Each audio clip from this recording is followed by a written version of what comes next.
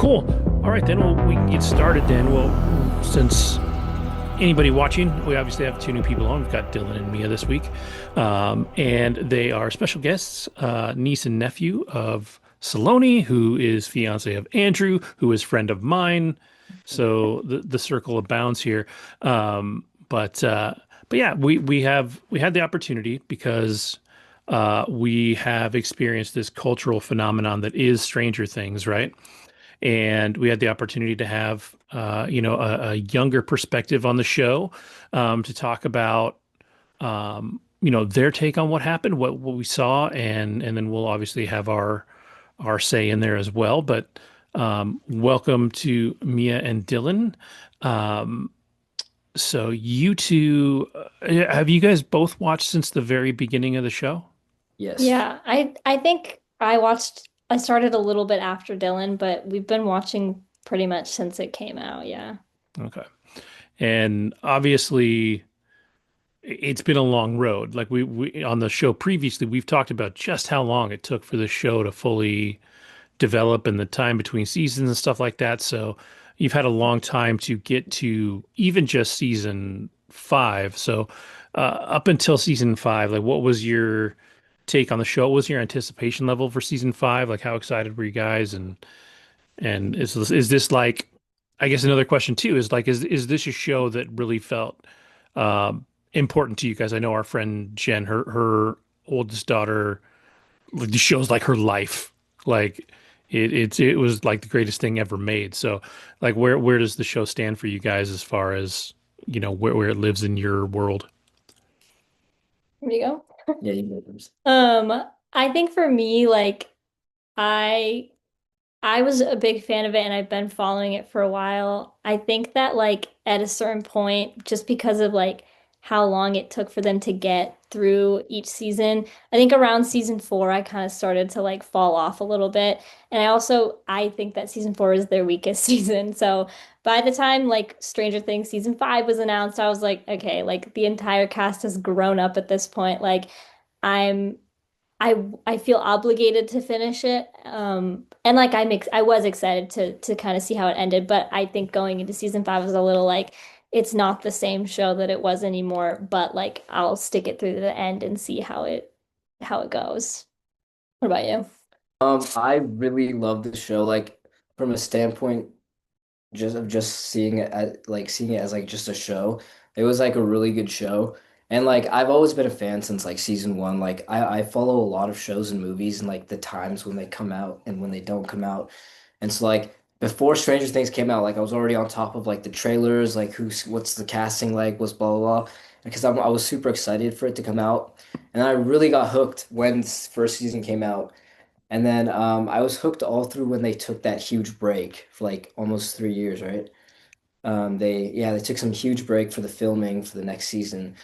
And up until then, I like loved it. I've kind of, it was always in the back of my mind for the long period of time that we had to wait. But I kind of fell it off. Like I fell out of interest during the break period, but I really got back into it during the fifth season because I rewatched every single season up Hmm. to the fifth one, like like a few weeks before it came out. And then I was like totally prepared and like I was back into like the prime way of how I was feeling about Stranger Things, like back when I was like, like 11 or something.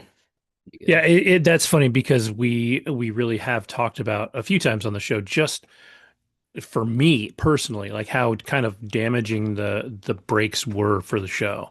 Yeah. There was definitely a period of time between season four and season five where I felt like I just didn't have the anticipation. Like I knew I was going to watch it and I knew I wanted to see what would happen, but I just wasn't like jazzed about it. Like I wasn't fired up about it. I know Andrew was far more excited about it than I was. But before the season started, I was definitely kind of just in like a bland kind of place. And I saw that first trailer and I didn't think that or it wasn't the first trailer, it was like they showed the first 5 minutes of the season. And I thought the special effects didn't look that great for what the budget was, and I was worried. Like I was genuinely worried. So going into like just like you with the weeks leading up to the new season, I rewatched everything. I started over, watched from season one to season into season four. Definitely felt drawn back into it a little more. And then when those first few episodes dropped, I definitely felt it more. So what was like, how did you guys feel about just season five in general up until the finale? I think like I I I don't know. I was a little underwhelmed, quite honestly, with like the way that season five went.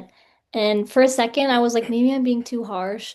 But I really think that like the the length of this show and how long it took and there just being so much time and like so much change with the cast and everything, like I think it kind of showed a little bit.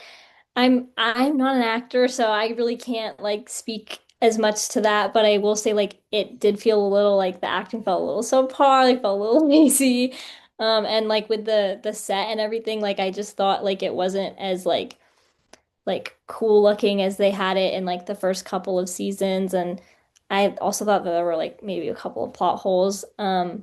But I mean like it was a fun like ending, and I think like quite honestly, they could have written it anyway and someone still would have had something to say about it. But yeah, I don't know. I like I walked away being like, okay, like I get it, but also I am like a little underwhelmed. I was also like I like really liked it up until like the fifth season before it came out. It was obviously, it was great. And then watched the first volume that came out. I watched that all in one night, and I was super amazed. I was like, you know what? Like, I wasn't really focused a lot on the visual effects side because I was like, you know what? It's Stranger Things. The visual effects, like, they look fine to me. I mean, they could have had a little downgrade, but other than that, like, they looked pretty fine. I mean, like, I feel like they did a pretty good job with the visual effects for the Upside Down, but some of the stuff looked a bit off. But other than that, like, I was fine with it. I really got hooked after the first volume for the fifth season. I was like, this is like they totally know what they're doing. The acting was, in my opinion, also subpar.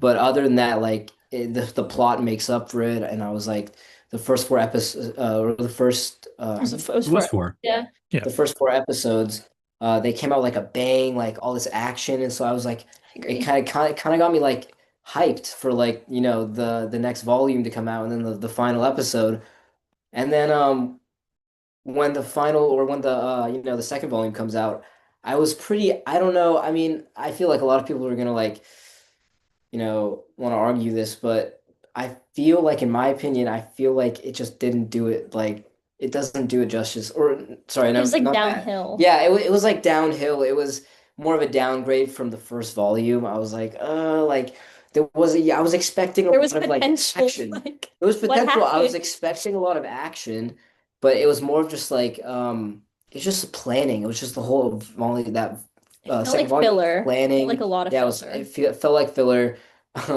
And then you get to the last episode, and everyone I'm like super excited for that, but I have mixed feelings.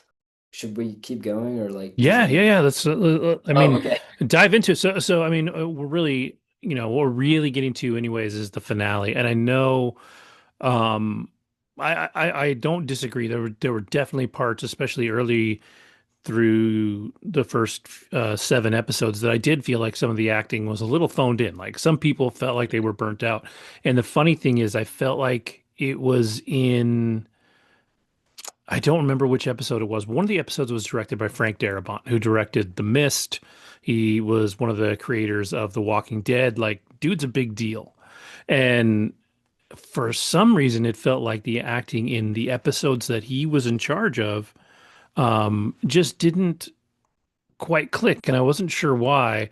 And it did feel like that it was phoned in. Now I feel like for all of the blowback that the scene that Will has in episode seven, where his coming out scene, Mhm. I thought there were a few things about that were a little iffy, but his performance I felt was really good there. I Like I I agree. Yeah. actually, yeah, I performed felt really him a well. lot there. Um, I think there were moments that he had in the finale, primarily when he was like having his kind of battle with Henry, that I thought felt a little clunky again. So there's definitely kind of back and forth on the acting. Um, but let's get into the finale. So we start with, I mean, this is the culmination of everything. Um, we've got the plan in place and everybody's doing their thing. Like, what's your guys' takeaway from the finale there? I mean, I think like I like because I've thought about this a lot and I'm like, okay, well, like why did it feel underwhelming to me? Like what would I have done differently? And really and honestly, like I don't fully know. I just think like it after such a big build up of like 5 seasons of stuff to then just be like, okay, like three simple steps, we're gonna draw the worlds together and then we're gonna take out Vecna. It's like, okay, well, like there's gotta be a little more than that, right? Like, and then there were definitely some layers there and stuff, but um I don't know that last battle between 11 and like and Vecna and everything too. I was just like, okay, we're there and we're done. Like, what do you mean this guy who's been tormenting you and who's like has this awful dark backstory just is like, meh, okay, we're dead. Like, oh, So okay. But like I other than like that, I think that was like the most like underwhelming part. Like the build up to it like was pretty good and I think everyone had their part. And I think everyone's endings got tied up pretty well. But I don't like really, I think one of the biggest things that got me about the finale was like their characters felt so different, like in that, like the writing and like who they were at their core. Like it felt so different in that season than it did from like if we look back to season one. Like I think Joyce was so much like more present in like those first couple of seasons. And then at the end, like she's still like this fierce protective mom, but like something felt off about her character. Like she just kind of felt like an add-in. And like I I don't know, like a lot of the relationships between the characters felt like kind of off and stuff too. So I don't know. Maybe I'm a hater. I didn't come into this thinking that I was going to give such a negative perspective, but like I did enjoy it. But I think there was just a lot that I was like, this isn't the same show that I like grew up loving, you know? I want to jump in really quick. So you mentioned season 4 being the weakest for you. So it's kind of like what Hogwarts house are you, right? So one of my questions I always ask people is how would you rank the seasons? I I think ooh. See, okay, I also think that I bring like a little bit of a off perspective to this because I didn't do what Dylan did. I should have, and I should have rewatched all of it, but I didn't. And I just kind of got the recaps and everything. Um, but I will say, based off of like what I remember, I think season one was the best because it just they had so much like potential and it was kind of this weird, eerie vibe still, and we're like, oh, there's like missing kids, like what's going on? Um, I think I don't know if I because I don't fully remember. I think season two and three I'm gonna put like in the same thing. I don't. I think that season three is like really nostalgic and I loved the vibes going on there. Same thing with season two. So I'll rank them similarly. Um, I think season five then would be in third place because I still enjoyed it. And I thought that it like progressed the storyline a lot. And then, but season four to me is the weakest because the way that they like we started from point A and then they went in a loop and they just like came back. Like they introduced a character just to kill him off and like it didn't feel like that added anything to the plot. And season four to me just feels a lot like a filler season that they did to try and get You're money. talking about Eddie. Yeah. Got it. Um, which like I thought his character was great, but I don't know. I remember like have finishing all of season four and being like, okay, I didn't really need to watch that to like get a sense of like what Stranger Things is, you know? And then Dylan, what are your thoughts on the finale? And then kind of same thing Mia did. Okay.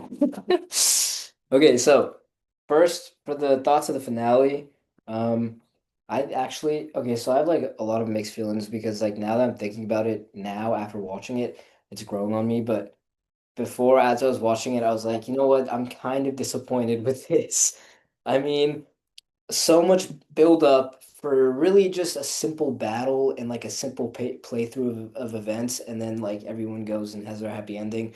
I kind of wanted it to be more like I wanted. to have like more High strife with the stakes. characters. Like I wanted there to be more arguments, more character building, and I also wanted honestly something kind of crazy like to happen at least to one or two characters because it's like then it kind of seems like we've transitioned from this like little kid standpoint of view from Stranger Things from season one all the way to now that everyone's an adult. The stakes are more intense. It's more dire, like everything's more dangerous, like but they all make it out unscathed, except for of course, unfortunately, Elle, but We don't know. True. I'll get to that too. I'm just kidding. No, yeah, so I think it was still good. Like after watching it, like I think I did like the season five, like and honestly it ties into what I'm gonna talk about with the other seasons, but I did enjoy season five and I did think like now if I think about it now, like this season five I feel like was more instead of more being action based, more like intense peril and stuff. It's more about like how the characters are all dealing with emotions surrounding everyone else and each other. Like because this is like the wrap up of Stranger Things. Everyone the stakes are high, everyone's super emotional. Like so I think they wanted to really focus on the emotional side of Stranger Things and the whole story itself because all these characters everyone's grown up with each other, so I think I can like appreciate this season now, like season five, it was actually pretty good.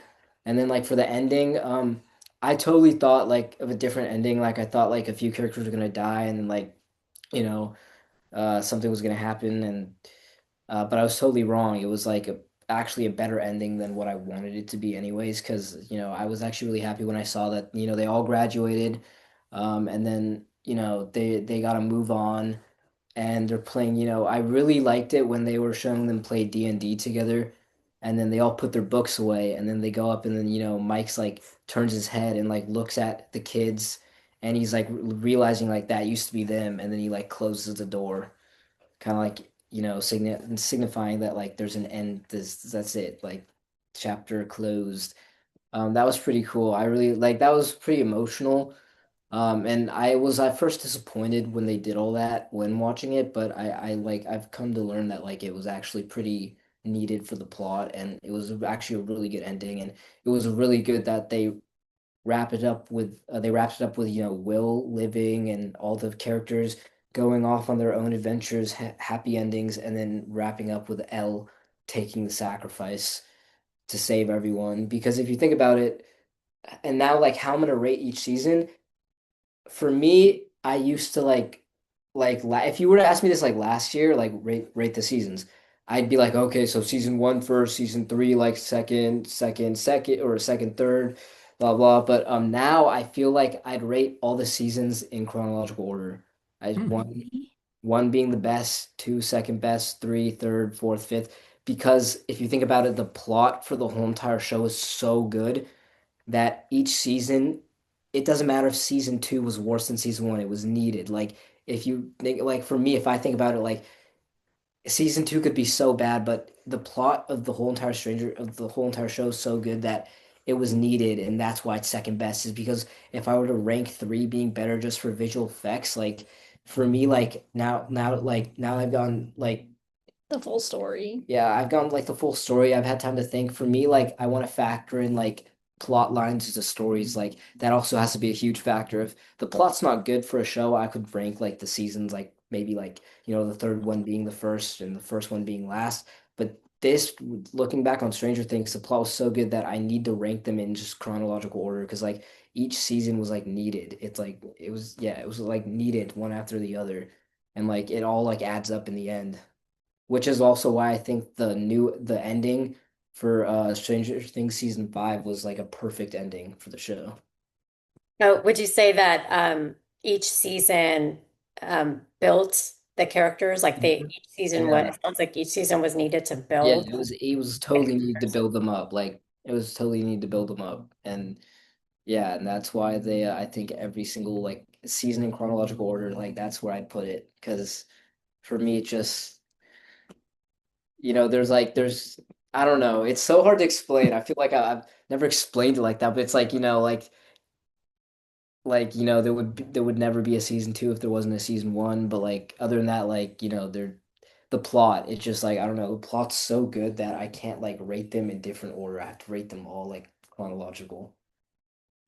And so I know this was sort of a big debate going in, but like going into the episode, I know you sound like you're pretty satisfied with the finale, but going into the episode, were you like team somebody has to die for this to be like an effective ending? Because it really there were a lot of people that were fired up that somebody was going to kick it, or that like half of the people were going to kick it, and that we were going to have this ending. And then when it didn't, there were a lot of people that were angry. So I'm just curious where you guys sat on that before going in, and then obviously I know Dylan, you seem pretty satisfied that they didn't. I think I didn't go into it hoping somebody was gonna die. I was actually hoping nobody would die because I was like I love all the characters. I was like, you know what? It's gonna suck if someone dies, but I hope they don't kill anybody. I my main focus going into it was just like hoping that they don't kill Dustin or Steve. I'm like, dude, just don't kill Dustin or Steve, Right. please. Like that's gonna be Yeah. so sad.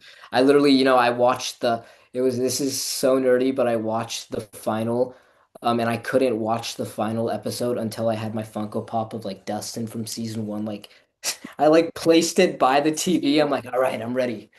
And so yeah, I went into the season thinking like just don't kill Dustin or Steve, like please don't do it. And then like after watching the season, I was like, you know what? I'm so glad I didn't kill anybody because it's like it's so perfect how they like ended everybody's character. So it would suck really if somebody died in the group. So Yeah, no, I like feel similarly and like of that. I'm glad that no one died. I had my like people that I was like, if you touch them, Duffer Brothers like sleep with one eye open. Like, I'm coming for you. Um, those being like, just because I don't think like there are characters where I'm like, okay, if you killed them, it just like wouldn't have made any sense. Like I don't think people were really convinced once the episode title like Shock Jock was released that Robin was gonna die, and I saw all these fan theories, and I was like, no, like Robin's not gonna die. That doesn't make any sense. I think like I was a little afraid that they were probably gonna kill Steve just because he has such that like hero savior complex where it's like he progressed so would have much. been like he started this like the show as like that jerk character and then he ends it like sacrificing himself and I was like I can totally see that working and it would suck but like it would make sense. But I'm glad like they played with us a little there at the end. But I think what convinced me that he was safe was that when him and Dustin had that moment like on the stairs like during volume Yeah, two where he was like I can't lose you like I lost Eddie. I was like all right, they're not that touching was good. Steve. Like Steve is safe. Like I will say for a small portion of time, I was like, they're either gonna end this with like maybe Will or Eleven dying, or they're all gonna die, which is such a like pessimistic thing. But I was like, maybe they're all gonna sacrifice themselves somehow. Like I don't know. Um, but then like after the first episode, I was like, okay, like they're gonna be fine. I did think it was down to like Will or Eleven. And then as the volumes released, I was like, it's definitely gonna be probably 11 because I think that just makes so much sense for her character to be like the reason this whole thing started and then the reason the whole thing like it's like a nice beautiful bow on the paper or whatever. But yeah. Oh, I also thought that Hopper was gonna die, and I was like, oh my God, if they kill Hopper, that's so evil. Like that is genuinely so bad of them. So I was like, please, like don't touch Hopper. But yeah, I think other than that, there were some. I think like if they had killed like Max, that would have been really unfair as well. Especially given everything that that poor girl has gone through. Like Right. imagine they were just like, boom, coma, okay, you're dead. Like, but everyone else, I was like, I don't know like how this is gonna go. I agree that they kind of set it up for like it really a lot of them. I had no idea. I was like, you could be safe, but also you could die. Like I really don't know. But I am happy that like once they started showing all those flashbacks in season in like the finale, I was just like I did tear up a little bit. I was like, man, like those are like my kids. Like I've grown up with them. Like what? Like I'm glad you're not killing them because I wouldn't be able to handle that. Who are your, for both of you, who are your top two, like top two favorite actors or characters? I know mine.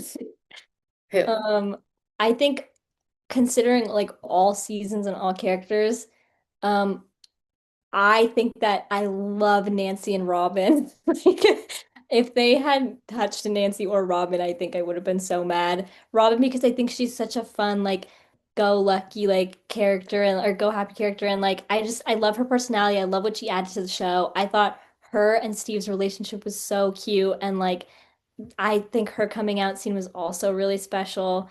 Um, so I loved her character, and then Nancy as well because I think Nancy is like Dude, she's a a badass. badass. I don't know if are we allowed to swear on this show? Yeah. But like, yeah, I think that Nancy's a badass, and I loved actually just like as a side note, like her character in season 5 was kind of funny to me because like I thought the banter between her and Mike, like we got a little more of that, and especially the scene where he's like, "Hey, can I get some of that firepower?" and she hands him a flare gun. I was like, dude, that's so sibling. Like I would do that with Dillon. Like, but yeah, I think her and like Robin are probably some of my and Jonathan actually. Any of the older kids, honestly, like they just have my heart. Like I was like, please, like I love them. Oh, Okay, for me, great. it's gotta be Dustin and Steve. Dustin and Steve have always, my favorite character has always been since season 1, Dustin. I've always loved Dustin. He's so cool. He's so awesome. And then Steve like grew on me because I didn't hate Steve K, but like I didn't like Steve in season 1. I was like, "Hey, this guy's like an asshole, you know. He's like, The bully. he's the main basic bully of the show, right? It's like in the 80s, like what, yeah, so but then, and I don't know if this was, do we know if like Steve's character was fully written for the entire show, or did they just add him on? Steve was supposed to die in season one. Yeah, okay, They so did a lot of changes this as they is what made the I show. really like when shows do stuff like this, where an actor either you love, that's see, it can be an actor you love or an actor that's character, an actor's character that you don't that you dislike but has a crazy character progression. And I love when they keep those actors in the show for more seasons and they just become like a staple of the The show. fan That's favorites. why I love Steve because I didn't like him, but then in season 1, like towards the end, and then season 2, I started to love his character because he progressed so much as a character from being this just asshole to like a really loving guy, and he cared about all the kids. And I was like, this is such a cool character and such a cool character development. Like this guy's awesome. So he became one of my favorite characters. And then I absolutely love the relationship that him and Dustin share. Because Dustin being my favorite character, I was like, this is so awesome. My favorite character, my second favorite character, best friends. No, but yeah, I love the relationship progression too. It's cool. It's like a brotherly relationship, and I love the scene when he's like, I'm gonna need my best friend, and like he goes like, you die, I die, you die, I die. I was like, damn, like that shows like a real like true friendship right there. Yeah, I would agree with you, Dylan, on well, both of the characters, but I'm kind of torn on I feel like the first character for me, hands down, is Dustin. He's my favorite. And I was even telling Andrew, they cannot touch him. If anything happens, yes, it's Y'all gonna can be brother sleep with one eye open. exactly. He's untouchable. Always loved his character, and it just as the seasons progressed, I just loved his character even more. And just like you're saying, Dylan, I loved his relationship and connection with Steve. Absolutely love Steve, but I feel like my second favorite character, it's a tie between Steve and Hopper, believe it or Mm, not, because I felt like Hopper did an amazing job just playing that role of protecting to the best extent that he can. And I at feel like some he acted points, really well throughout every single season. he did. He He did he an gave it amazing job at his role. yes. Especially when he was in prison in Russia, like Yeah. all the things that he went through, it was just this sheer determination. And but I felt like I didn't think he was gonna die. I also thought if they killed him, it would be horrible because I wanted to see that date, with Oh, Oh, with and those. Joyce. Joyce, yes, and at Enzo's, like and That was him like so ordering cute. wine and Yeah. up the It was like I caviar for both of I them. actually I was I like, really agree with you liking Hopper because I feel like he was such a good character progression as well. He played the overall or the basic like chief of police, and he's just like, like kid went missing, we'll find him. But then like once he like met Elle, it was like he's like broke into that fatherly love with Elle, and I think like his relationship with Elle is so it's like one of the best things about the show is his Yeah, relationship with Elle I and how he agree. like the note he left her. I love that note Oh he left. God. At Oh, the end yeah. of season Yeah, three, that was one of Yeah. oh that's one of my my favorite God. episodes is when he's Rips out your yeah, heart. he's just speaking to her while it's all going on, and he's just speaking to her in the note. That's why I love Hopper's character because like he's like such a good guy. Yeah, I agree. I think Hopper is one of my favorite character tropes of like big and like gruff and kind of like mean and scary on the outside, but he's really kind of just like a teddy bear on the inside. Yeah, just a Um, tender guy. and I agree. I think like there were, despite my many comments about the finale in season five, like there were definitely, and throughout the show in general, a couple moments that really had me like tearing up. And one of them is just like consistently, I think Hopper has some of the best monologues in the show. Like that letter was really like one of them. And then at that end, when he's talking to Mike too, about like Choices. he's like life is gonna hurt you, and I was just like I was like bawling my eyes out. I was like, oh my God, like he's such a dad, and like he worded that so well, and it was just like it was so beautiful. Yeah, there's so many nuggets, I I also feel like Yeah. like. how it like shows how Hopper's like this drunken like chief of police in this small town, but like all those little instances of the show you like how he's actually a pretty intelligent guy. And so let me ask you this too. So there was two things I think that were sort of key in the finale too. So you've got one is Henry's turn. Like Mhm. they had a moment where it almost seemed like they were going to redeem Henry.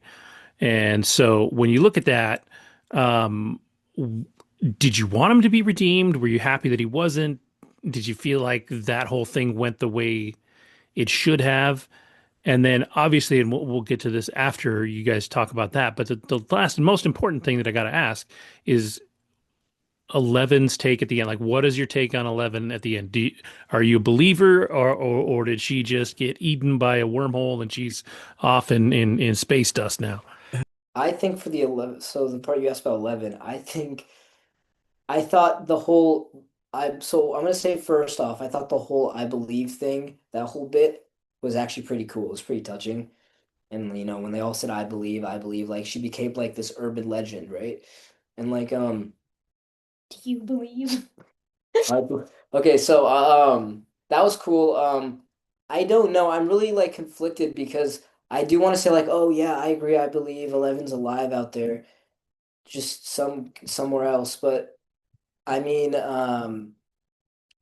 I also believe maybe that she did die, that she did sacrifice herself, and she did end up getting, you know, dusted because I mean, they did show Callie like she was shot and she was totally bleeding and they show her dying. I mean, they do have that second cutoff where Hopper goes out the room and then they cut back to her and Callie's already dead. And you know, she wanted to the whole like there's still time in your story left. So there could have been something going on where like she told her something before she like her last breath. But I feel like I do think 11 is dead. I feel like she did sacrifice herself to close the gate, and that, you know, when they say I believe in stuff, that's like a bit of it is just coping because in like my opinion, I guess I feel like, you know, they can believe she's still alive doing something out there, but I do think she may have just, you know, ended up sacrificing herself and dying with the explosion of the upside down. Because I also feel, I mean, she did I was trying to think like if she was still alive why would she leave and never come back?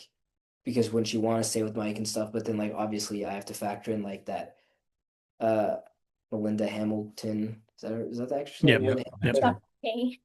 Dr. K, yeah, Dr. K's still out there with the army trying to get her, so obviously they'd probably be on her trail if she was back in Hawkins.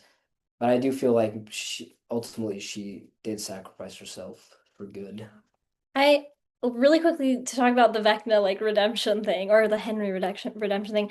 I I don't know. Like I will say like in that one moment I was like, "Oh, wait, like it would be kind of cool if it's like, okay, like let's turn against the mind player and like they I got think him on it's his side now." perfect. But I agree. Like It I was think what got me the most was then when Joyce is like that scene where she's hacking his head off and they're going back through all the trauma. I was like, "Oh my God, you know what? Wait a minute. Like these are just little like high schoolers. They're small little children who had to go through some of the most like traumatic things ever." And like the flashback of like Bob dying and like all of these poor Yeah, innocent like characters. I was like it got me riled up. I was like, "Yeah, Joyce, like chop his head off." So I don't know. I don't think they gave me enough of Henry's personality for me to be feel bad for him. I think like sometimes like when you write villains, like there's a way to do that where it's like, okay, like you can make the audience feel a little bit of sympathy, but they didn't give it's us still like a enough of a villain. glimpse into his life other than that brief moment of him crying. And I'm like, okay, like sorry, but you're like Yeah, I then he think was like, no, like he didn't control me, like I chose it. And I was like, all he right, was then you're dead. yeah, Like Yeah.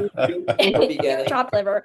Um, but so yeah, I don't know. I think that was deserved. And then my opinion on Ella is similar to Dylan's. I think that like, well, it would be nice to think that Ella's still out there. I think that Mike, bless his soul, is a little storyteller and he just likes to craft these things in his head to make him feel better. Um, I get like that sounds so sad kind of because it's like, oh, like I would love to think that 11 is still out there. But I do think like a little bit of it might have been like him him coping with the whole thing. And like as sad as it is, I think like it makes a lot of sense for 11 to be the one to have to like go and to have to sacrifice herself. But I think that she left them all like with something like she brought to life this whole D&D campaign for them and it like really brought out their inner like bravery and like confidence and like we watched them go from these nerdy little outcasts to like Mike who is now a leader, Dustin who is like this kind of like rebel knows who he is, like Scholar. they're all true to themselves. Like even like Will, like quite literally is like coming out and like is like they find their true selves. And I think 11 helped do that for him. And then especially she gave Hopper that like that role as a father who got to step in and save her and like that whole almost like kind of forgiveness of himself was because of 11. So You like know, as sad as it is, I think I like wish 11 did something like similar to Hopper and wrote him a letter. oh, yeah, That would have been that would have been so cute. But nice. yeah, no, I think like it was a good sad, but it was a good way for her to go. Yeah. I think the way it ended was it's left up to interpretation. It could go either way. Yeah, I like that way, I guess. Like you can choose to believe if she lived or not. But so even if I do believe she may have died, I like the interpretation point of view that they did with it. One of the things I did, because man, after we got done watching it in the theater, I was online for like 3 hours just scouring for opinions on like what I just watched. And one of the things that was I came across was how Mike as a storyteller, the things that he says come true. They talked about how he called Will a sorcerer and he ended up Yeah, becoming like, he had that innate power. And even Holly, he told Holly that she was like Holly the whatever, that brave thing.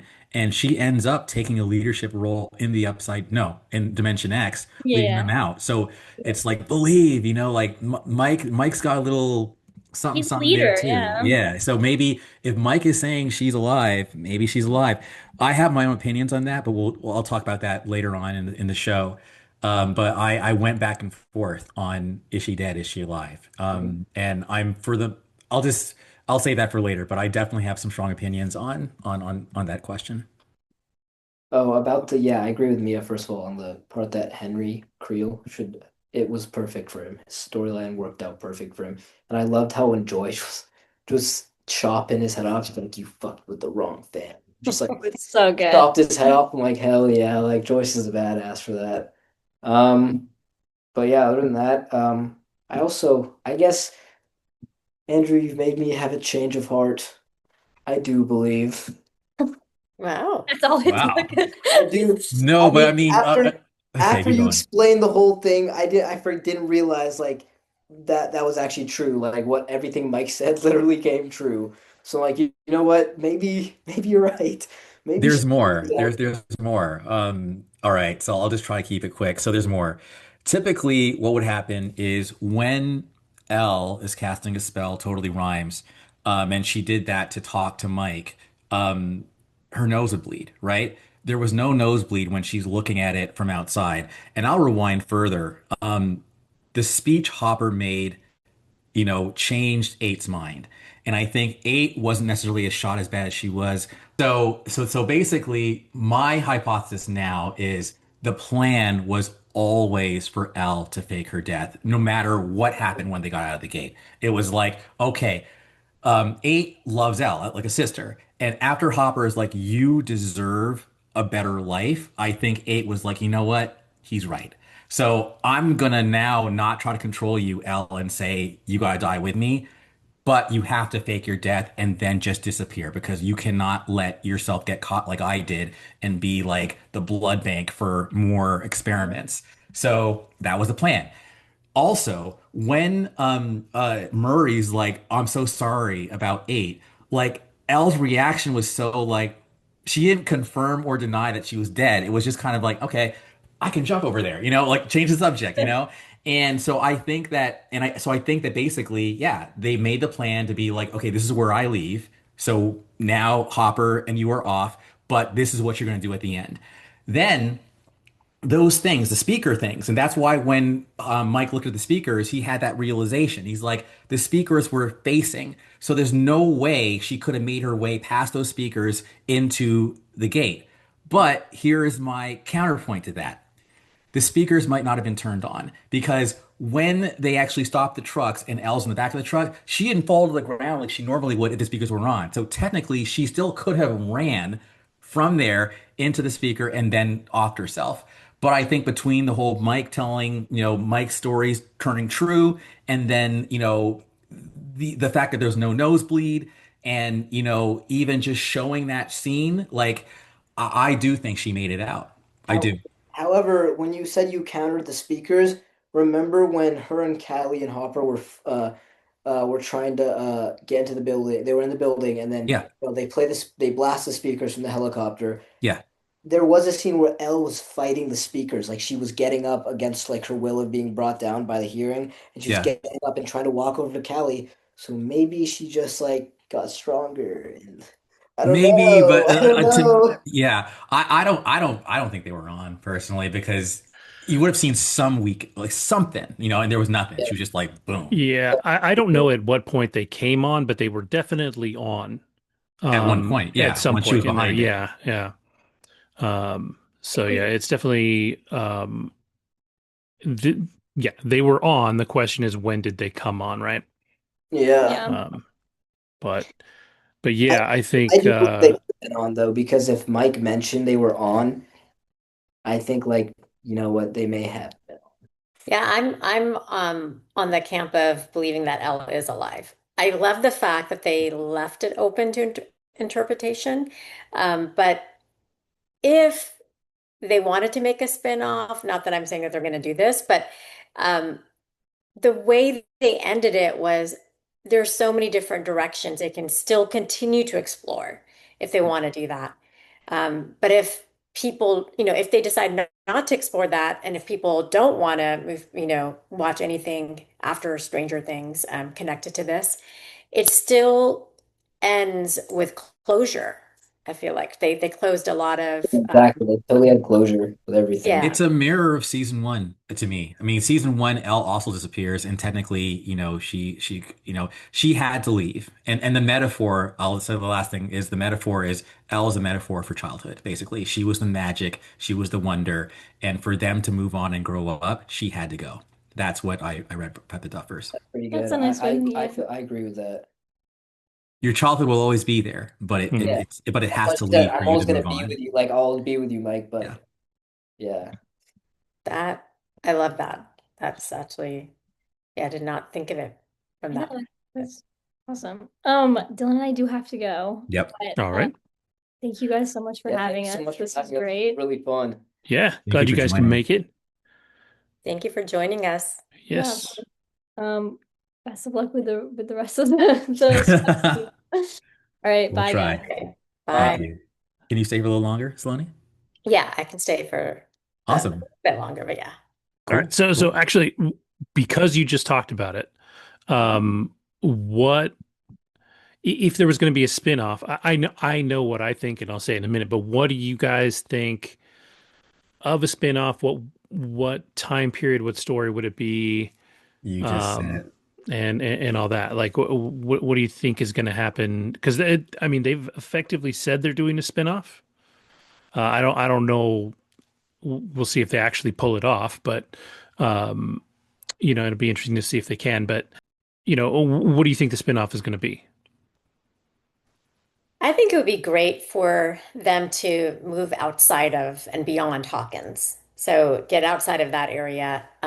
There's so many different directions they can take this. Actually, I was having a conversation with one of my sisters earlier today, Sabrina, and she brought up a great point. She said it would be so cool if they did a spinoff on more of the, I'm not too familiar but with Montauk, and maybe more of the experiments and things of that sort, like exploring this other sort of dimension and what they were doing there. So something to that extent. I think it would be really cool to take it more into a sci-fi direction. So similar to what she's saying, but and Andrew and I spoke about this as well. And Andrew, you can certainly chime in here, but I think it would be cool to explore more of the space part of it. Like in I don't know, I think it was the second volume of season 5 where there's like a tear in the tunnel basically of that and then the other dimension, to explore what that is about. I think that it would be cool to just take it to a whole other sci-fi, and even slightly mystical element of the whole mind experiment that was happening. I think there was some connection to the CIA doing this, and apparently that was the premise, I think, of some of this, although the Yep. Duffer brothers turned it into this whole other storyline. But to be able to explore that, and to take it into all these other directions, that's what I would love to see. I think for me, Derry inspired this. I say let's go back in the past. I say we go and actually like we meet Brenner's dad. We go to the Philadelphia experiment. Because when they talk about how the rock that he was holding is going to be the key to the spinoff, that's it. That stone. I think we do a prequel, and we learn more about like, and maybe it ends with like Enter Henry, like that's where, it ends. Kind of like, the prequel trilogy of Star Wars. That would be really fun to me because also I think, heck, maybe that spans Philadelphia, maybe that spans Nevada, like, and then maybe even understanding like they didn't, yeah, they probably didn't know what Dimension X was. They just discovered it by accident. Mhm. And then even the void, all that stuff, because Brenner, and maybe it's, I'm sorry, I'm literally thinking this in real time. Maybe they handle it like The Godfather too, right? Where it's like, because Matthew Modine's a great actor. Maybe it's kind of like, you flash back and forward. Like it's Matthew Modine kind of like discovering all this stuff and going through the notes and then flashing back to like the time of his dad, kind of like the way Monarch is, for Godzilla on Apple TV. So those are my ideas. But piggybacking to what Saloni said, I remember being a little disappointed that they didn't explore more of like what was like the void, like beyond just the tunnel. Like what is that? Like is it space? And I love just give me a visual. Like just give me like show me the upside down, show me Earth, and then show me like outer space or something. But that's just me being super what's the word? Curious. But I'm hope a prequel is I think the way to go. Yeah. So based on what they've said, and they've said that it's going to be about the stone that's in the suitcase.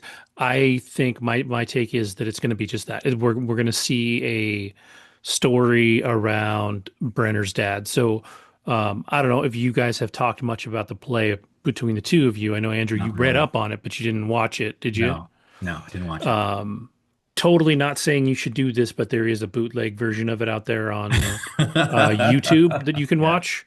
I would certainly recommend actually going and seeing it if you can. Absolutely. But to be fair, the entire breakdown's on Wikipedia too. You can read down the plot almost scene by scene of the show. So what happens is the Montauk experiment is what they based the kids and all that stuff on. But they also used for the play, they used the Philadelphia experiment, which is um, another big conspiracy theory. Did we do it? Did we not do it? Where we tried to, during World War II, make uh, Invisible. a ship. Yeah, we tried to make a battleship invisible. And so they take that, and in the play, it's the opening scene of the play. They take this ship, and it gets popped over into Dimension X instead of being made invisible.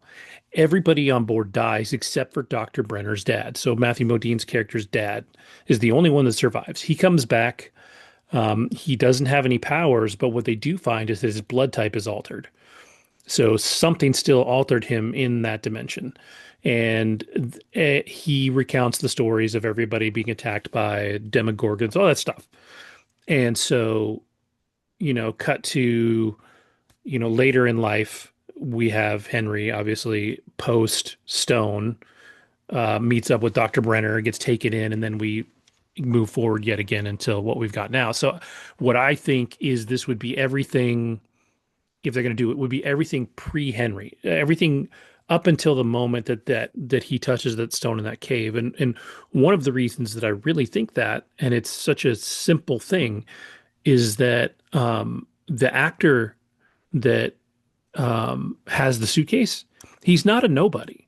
I'd have to look it up and see what he's in, but like the second he showed up, I expected his character to be more important in that scene than he really was. Like, I mean, yeah, he played a pivotal role, but the actor's been around for a long time, and so I really expected something else from him. So for them to not use him makes me wonder if they're going to use him down the line. So yeah, a lot of words to say that I think is what comes next if they're going to do a spinoff. Nice. But That would be very cool. I would watch it.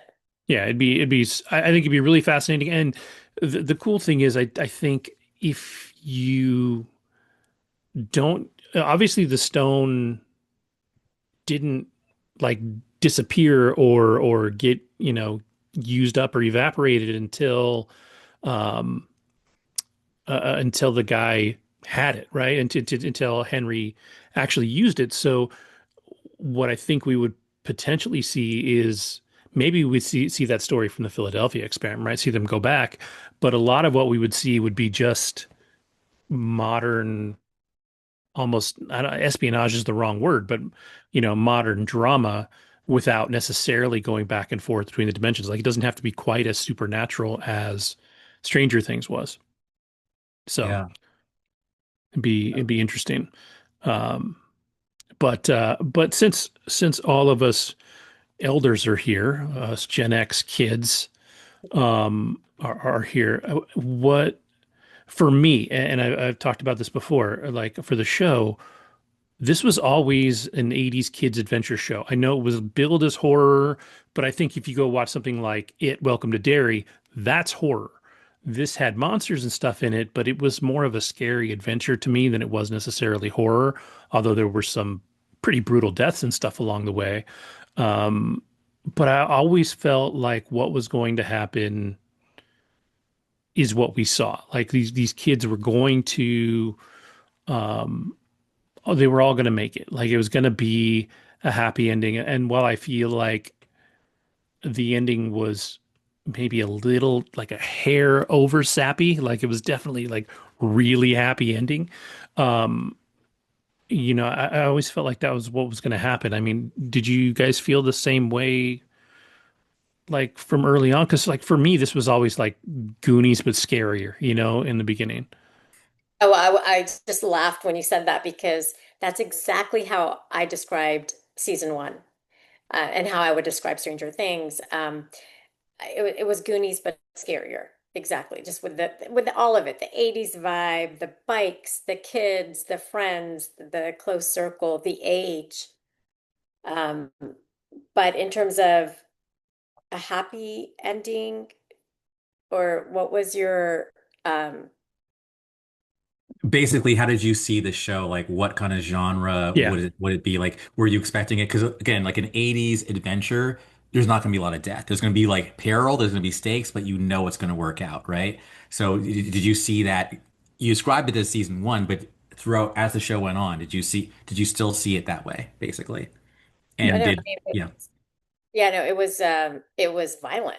Of course, there's just a lot of violence, there's a lot of death, there's a lot of um scary moments where you're on the edge of your seat because the character that you really like, or just all the characters that you're invested in, are either about to die, they're close to death, or something's grabbing their leg or something that is going to pull them back into the other world.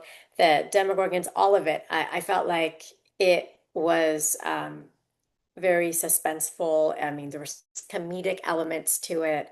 Um, I loved just how they combined all that. But, it did feel like at any moment, um, especially I felt in part of season two and season three, and even I'd say part of season four, like the second half of season four, it felt like at any moment the shoe's going to drop, things are going to fall apart because it was constantly one thing after another. So for me personally, I feel like the season finale, probably they played it safe, but I also feel like it was closure, and I did like the sappy happy ending because um, I felt like as a viewer, we went through so much and so many different emotions. Plus, my viewing experience, I watched season one years ago, and I'm not one who can really hold on and wait several years for the next season. So I fell off quickly, and it wasn't until I would say a few weeks ago, before season five even dropped, that I started. Andrew convinced me, and also my sister and my brother-in-law. They really loved. They also fell off, and then Andrew convinced them to start watching it again. So then I started rewatching. We started rewatching it together, and actually season two onward, I hadn't seen. So I basically got to see it all consecutively and in a short period of time.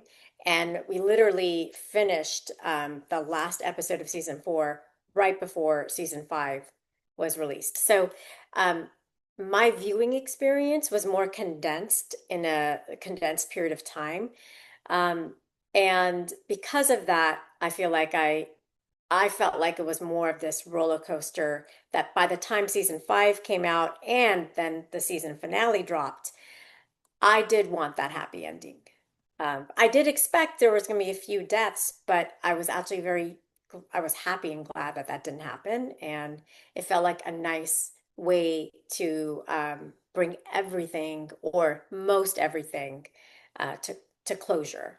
I know Ella's storyline is still kind of questionable and ambiguous. Who knows where she's living? But that's how overall I would describe my experience with all the different episodes. And um, the sappiness to me was, I felt like, well deserved. I want to jump in here for a second. So first of all, it was bugging me. I needed to find out who that actor you're talking about is. His name is Frederick Kohler, and he has an extensive rap sheet as far as acting goes. So you're right. I think that's awesome. We might see more of Frederick in the prequels. That's number one. Number two, as Mia and Dylan were talking and echoing everything you guys have said about how if you make us wait too long, we're gonna stop caring. I was like, I'm neurodivergent. I'm absolutely convinced. Because for me, you make me wait. It's like I am the this poster child for what is it? Absence makes the heart grow fonder. So for me, it just sweetens it for me. So I was just like, that's why my expectations were so high. No longer you make me wait. Um, what Dylan said about how each season felt maybe a little different, so he just kind of sees it all as like one thing, and he kind of ranks it like whatever. I actually felt like each season is very distinctly different. And for me, if anything, I felt like season four was the most perilous. Like I think it had the most death. When you literally on the first episode, you've got this depressed cheerleader who's raised up in the ceiling and all of a sudden her bones are snapped and her eyeballs explode. I'm like, what? And then what's her name? Oh, I'm still several names. Nancy. Nancy has her nerd guy go on. He then, of course, is a drunk driving like person. He then goes up, explodes. Then like there's basically four deaths, and then technically Max was supposed to die, and she did still. Her bones got crunched, and her eyes like did her thing.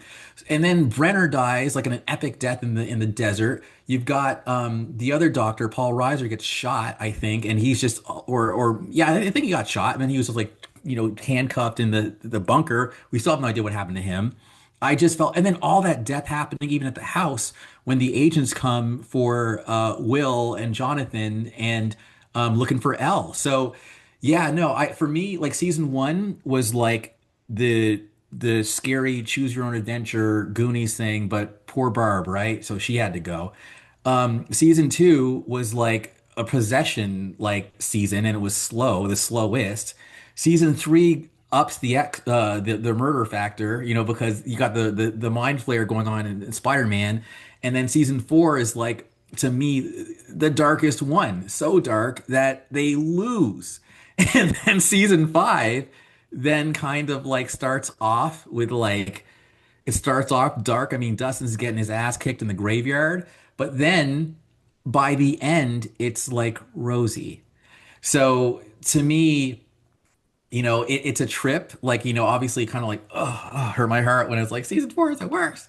But like, I don't know, man.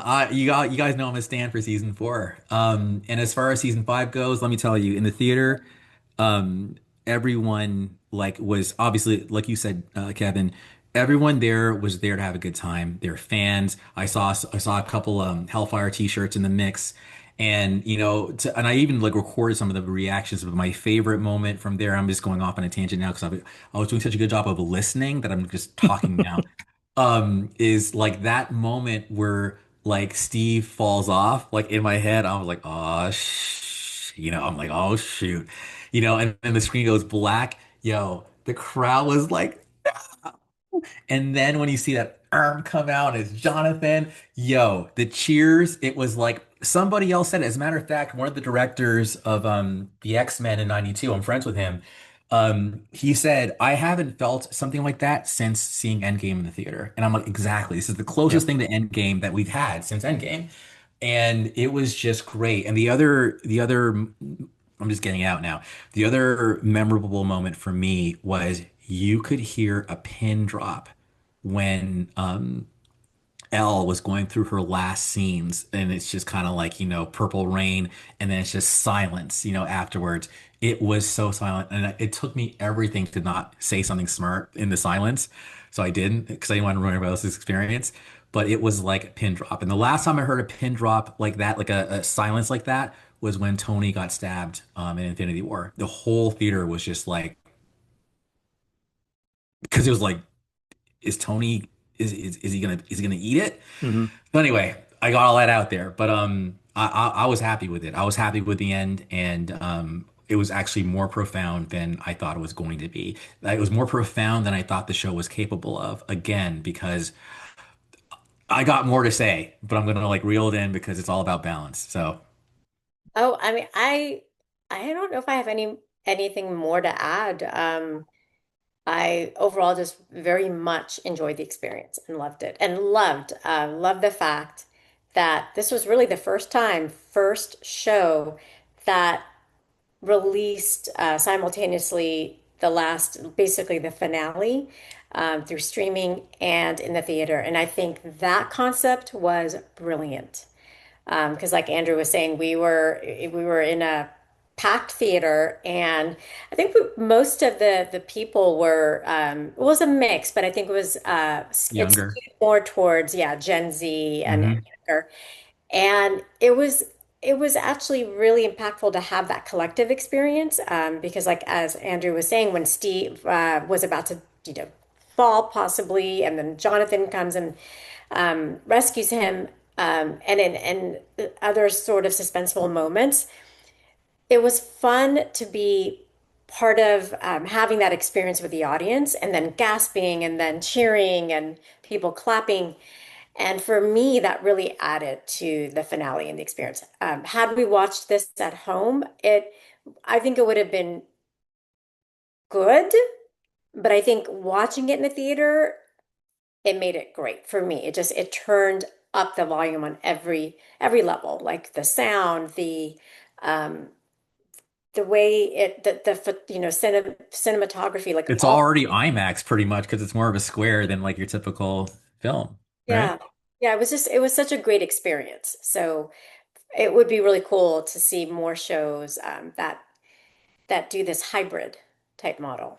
Yeah, I think we talked about it a little bit. Like this was very special because it's like an event, right? Like I think had they made the mistake of putting this whole thing in the theater as like a real theatrical run, it probably would have fallen apart.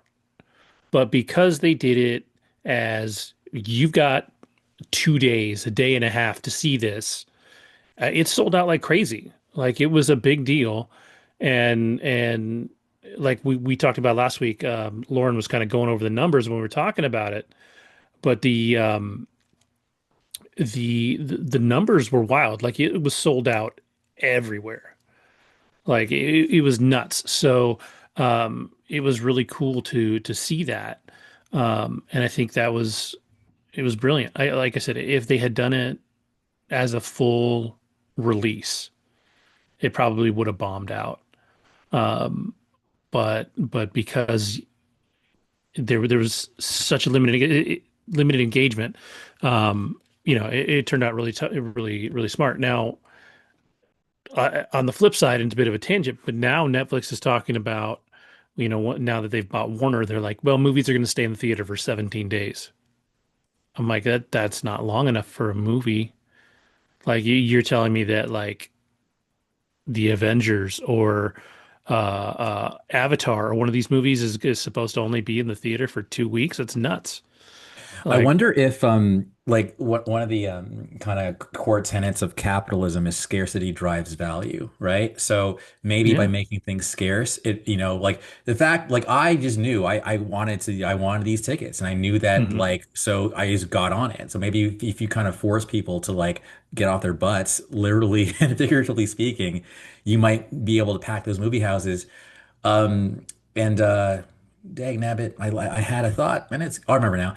I did read somewhere that it grossed 25 million for those 2 days, which feels low, but at the same time, it's like movie theaters are hurting, so they should just get whatever they can, you know? So, and I think the theaters kept the money. Like Netflix was like, "Hey, we're gonna do you a solid. Like, thank you for letting us use your movie theaters. You keep the money." I think that was part of the deal, you know? So I do think I'm hoping the optimist in me, the Mike in me, sees Netflix as how people might see Netflix as like the harbinger of doom for movies, but maybe Netflix, because they're so innovative, could be what saves movies. And I think that, it's a way to get people back to having a collective experience because Netflix is at the end of the day, they bring content. I mean, that I think that's what made them stand out from all the other streamers. Hulu was around before Netflix, but Netflix was the first to bring, as you mentioned, Salony, House of Cards. They were the first to bring Stranger Things. Like they basically took the HBO model and ran with it, and are doing a pretty good job. I was going to ask, and now like I know the me and Dylan had their take, but like, where do you guys stand on 11 at the end? Well, I think Salony, you already shared, right? But Yeah. I did, do you want yeah. to elaborate? Or Yeah, well, I'll just do a quick recap. I initially, during the season finale, when before Mike had his D&D group, I did think that she had died, and I think probably everyone in the audience thought that too. But then when Mike had his told this wonderful story, it actually seemed really believable. And then when Andrew added to the whole nosebleed thing, that actually I didn't know about until later today when he shared that with me. But um, when I watched it, my experience was that she did live. To me, it seemed like that could add up, that she had this plan with Kali to, have eight use her last ounce of power that she has to create this illusion. So to me, it makes a lot of sense, and I do want to believe that. I do hope she, her character is somewhere in Europe, exploring and living her best life, and creating a new identity for herself. So to me, it felt like she did live. Yeah, same. I initially was like, man, y'all like, she's dead, and I was very much, but then the way like people were talking about it, like if you look at the facts, she's alive, and I think that like Kevin would be in that. I love how you reacted. Exactly, you're like, but look at the facts, you're not like, think, So I'm like, what facts are you guys talking about? So I'm just like scouring the net. What did I miss? And then, yeah, after reviewing the facts. And I just feel like the Duffers are, they're good. Like they're not willy-nilly. They are not Star Wars sequel trilogy people. Like they actually put thought into what they did. And they wouldn't drop all those hints. Like, again, that speech and seeing eight just like completely change her demeanor and lower the Yep. gun. Yep. Nah, dude, that was done on purpose. So I do think that the Duffers also said there was no version of this story where Elle was going to be with the gang. They said Yeah. that, like, because she has to go. If she doesn't go, they can't move on. So, the writers' room, I'm sure there were people in the writers' room who were like, let's kill her, And they finally were like, no, we're not going to kill her, but we are going to do it. And there's also a lot of comparisons to The Dark Knight Rises I saw Yes. online. Yes.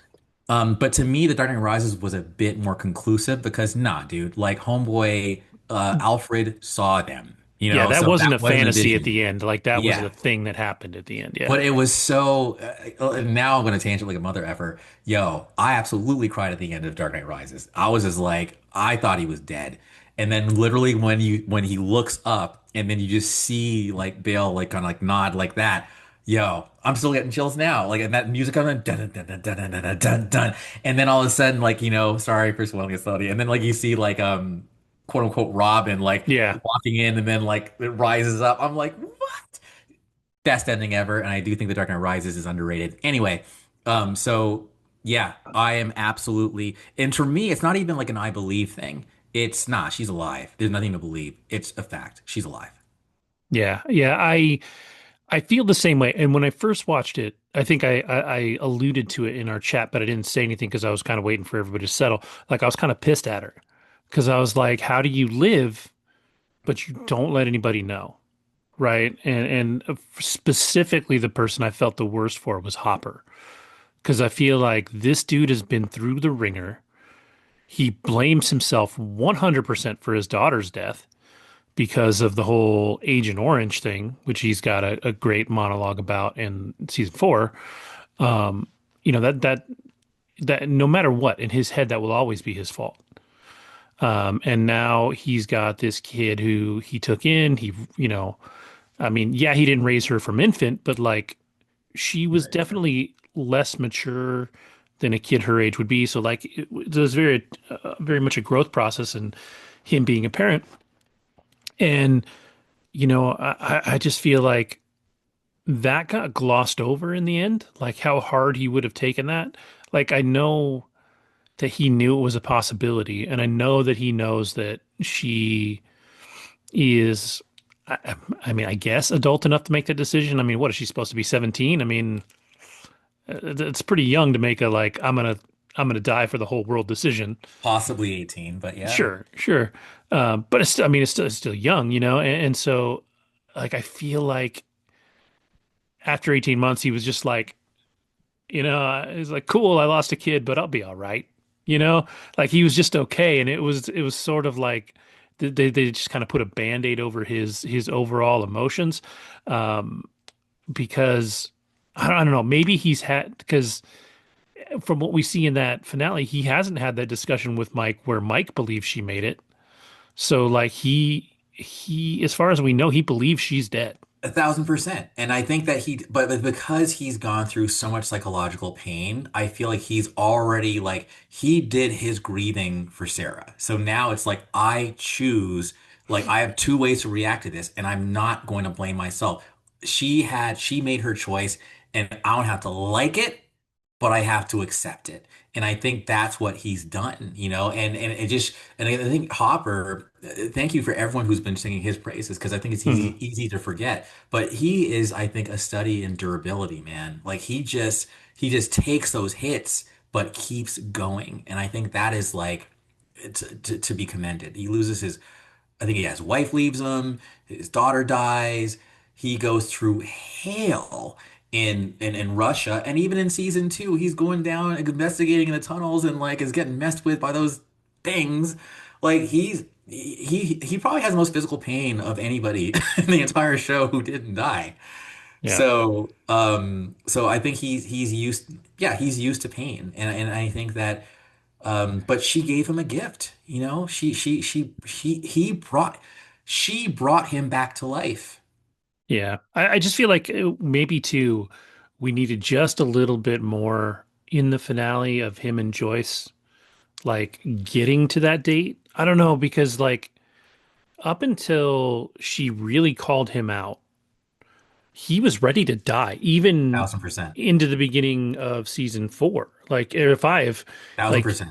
so he was still taking everything hard. So like Mhm. I just that's one of those small like sort of loophole things that I don't quite like feel they buttoned up quite right. And I'm not saying it's wrong. I just think I don't know. I struggle with that one in particular. I understand. One more thing though that I thought that maybe like this is the way I take it. So one of the other amazing scenes in the movie to experience together, and I even heard Salony's gasp, was when Vecna is messing with him and he fires the gun at Vecna, and all of a sudden you see these bullet holes in the chamber. The whole theater is gasping, like, and in my head I'm like, oh, it's gotta be like, an illusion. But at the same time, if it was a season four, yeah, nah, dude, it wouldn't have been an illusion. But anyway, like he opens it, she's like the blood, like I think it was that she's like, "What did you do?" Like she actually says that to him, the same Yeah. question Brenner asked her. So I think he knew on some level, yo, your overprotectiveness is gonna like not work out, dude. Like you just need to let her be and stop trying to protect her. She's an adult now, and she said that to him. So, I just think he came to a place of acceptance. But that said, you absolutely have like, I get it. Like you have your perspective, but I just wanted to add that as Yeah. why I'm okay with it. Yeah. I just think for me, there was just something missing there. It's not that he wouldn't have got over it. It's just like he was so friggin' chipper at the end of this thing, and like he's never really been. So it was just it was a pretty big shift, and we've seen him for the course of what? I mean, in the show, in the purposes of the show, it was like 6 years, 5 years. And it was also 18 months later, to be fair as well. Right, but like he was down in the dumps for, you know, 15 years, and then Yeah. you throw these kids in, but then after 18 months, he's like, you know what? One wrong doesn't make a right, but two does. I'm good. Like it's just weird to me. It was But weird. I'm gonna let it go. I'm There's gonna just let it something. go. Yeah, yeah. There's just But he said, something. I've been Well, down that road and I don't want to do that again. Yeah, and Saloni. actually, to your point, Kevin, do you think it would it have helped if when he and Joyce were at Enzo's, for there just to be some sort of sentence or exchange where like Hopper may seem like he's thinking about Al, and then Joyce acknowledges that, and then there's some sort of conclusion for them of like, I'd like to believe she's in a better place, and then they can kind of go on to ordering their wine and like, yeah. I think they had the opportunity to do that in that scene, and they had that opportunity to do that with Mike just a little bit more. I think just a little more pain from him, and I'd have been good. Okay. Like, not because I want him to be in pain, but I just don't feel like with that character, the way he has always been, I Yeah. don't think you dramatically change that much of your personality in just 18 months after the second biggest thing that's happened in your life. Like it's just I'm not saying he wouldn't get there, and I'm not saying he wouldn't accept it. I just think his character, when you watch his character from the beginning, knowing everything that happened to him before that, who he was before that, who he was the entire time we've seen him, it just felt like something was missing there. It's not like I said, it's not that it was wrong. It just wasn't quite right. But I that would does make me think of other plot holes. Like for me, that the biggest plot hole for me, the one that ate me up afterwards, is like, why were these people ever allowed to see the light of day ever again? Like That's that, where I there's was gonna no go. way that the military, even with Dr. K being a crazy person and having nothing to work on after this, and she probably got banished to some, you know, base in Alaska to work for the rest of her life, right? Because her whole thing was a failure. But like, I just don't see a way that the military lets, especially that group of people, and to be fair, a lot of the town, like ever out into the world again. But check this out. I think here's the thing, right? So at the end of season one, we know that they make a deal with Hopper, and everyone has is on a vow of silence. Sure. And in season two, it's even like I think Lucas even is like, dude, shut up. Like, if like, we're gonna be messed with if we talk. So I feel like there had to be some sort of like mass like NDA from that crew.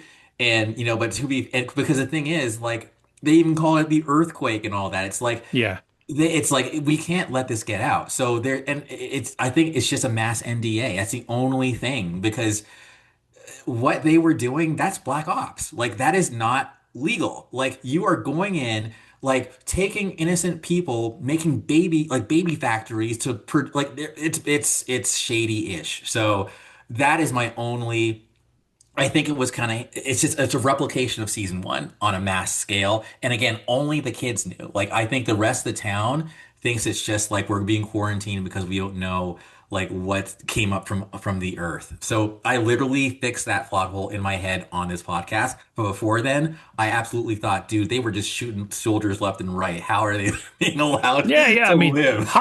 Hop straight up shot like a bunch of dudes in the head. Yes. Like, very true. Uh, yeah. Um, but yeah, that for me, that was the big one. I kind of get the NDA thing, and if you look at it, like these people could potentially, a decade later come out and like try and tell their story, but then you get like, um, you kind of get the whole Montauk vibe from that, right? The the Montauk experiment is something that everybody that reads any kind of conspiracy theories actually talks about. Same with the Philadelphia experiment. Like these are things that like people talk about, but there's no real evidence of them. So those people that really talk about it hardcore, you're like, they're crazy, like they're making this up. So it does sort of work, and maybe I'm accepting it more as we're talking about it too. But it's definitely like one of those sketchy things where I'm like, yeah, they had all these people lined up, and there's no reason that they couldn't have just been like, pop, pop, pop, pop, pop, 10 people gone, and we're good. The town, fine, but these people are sketchy. But they let them go, and that was cool. The one thing too that I wanted to say that I don't think we have said through this entire show is I have to give just a buttload of credit to um, uh, Henry, to the actor.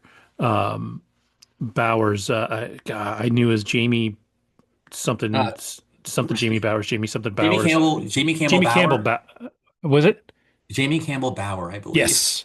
Yeah, I Yes. think he's been really solid and intimidating, but I think he won me over in that cave scene where, yes, I don't think he should have been redeemed. I actually loved that they almost did. Like, I thought that hit really well. And then for him to just be like, nah, I'm a bad dude. Sorry. Like, that whole bit worked perfectly for me because I didn't want him to be redeemed going in. And then when we started it, I was like, maybe he could be redeemed. Like, if he was really never in control, you can't blame him for that. Like you would, you'd feel bad. And then for him to be like, nah, bro, I hate kids. You're like, all right, yeah, you're a dick. But Yeah. it really justified his Hmm. death basically because it's like at that point he had a choice Yep. and he chose to double down and to be okay with his evil ways. Yeah. So yeah, it justified it, I think, in the end. Well, I'm hoping to stay on for a little bit longer, but I want to thank you, Saloni, for coming on this show and gracing us with your wonderful presence. And I may be saying that partly because I'm biased, but all What? good. And then not only did you grace us with your wonderful presence, but you decided to like enrich the show with a little bit of Gen Z uh, perspectives, and we really appreciate that. So thank you for that brilliant idea and for having such a wonderful family. Oh, well, thank you both for having me on here. Always a pleasure to be here, and so glad my niece and nephew could join and share their perspective. And yeah, Yeah, they were awesome. all right, y'all. Have a good night. Yeah, you too. Yeah. Bye. Bye. Now, the thoughts that I held back on, because I held back on a lot. It's so funny. I think I did a pretty good job of listening more than speaking because I was like, it's not about you right now, just chill. But going back to just why I love the Duffers and why I think it's cool that, my God, what's his name? My God, one of the directors, the director of shoot, is he on here? Is he on here? I don't see him here. Oh, wait, too late. But anyway, the guy who John Levy? directed Sean Levy. Yeah, okay. Sean Levy. So Sean Levy, of course, is the bridge between the MCU and Stranger Things, right? So the fact that Sean Levy is like probably number three as far as creative force, Hmm. amazing. Now, just like the way Tony Stark seemed to kind of lose cool points after Avengers, right? He started to go down and down and down as it went on. But then all of a sudden, and he's really at the rock bottom at Civil War by the end. Then all of a sudden, Infinity War comes, and he's like, yo, RDJ is like, Stark is back, and he's like, MVP, right?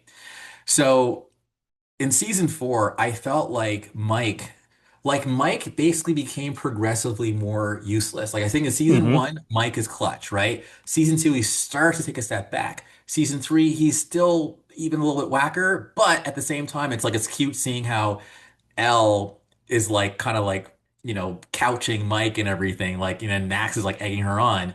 And then by season four, he's just dork, basically. Yeah.